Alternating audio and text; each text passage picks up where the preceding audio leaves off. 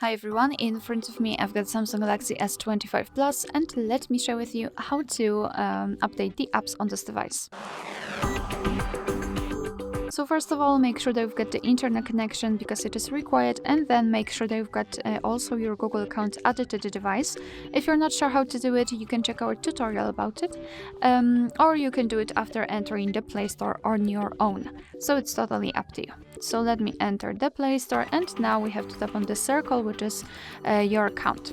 Then manage apps on device and tap on manage. Now we have to tap on updates available, and as you can see, in my case I've got 19 apps updates pending, and of course we can mark all of them. If not, simply mark the option, for example in my case Chrome, Maps and Meet, and then tap on this update icon in the right upper corner.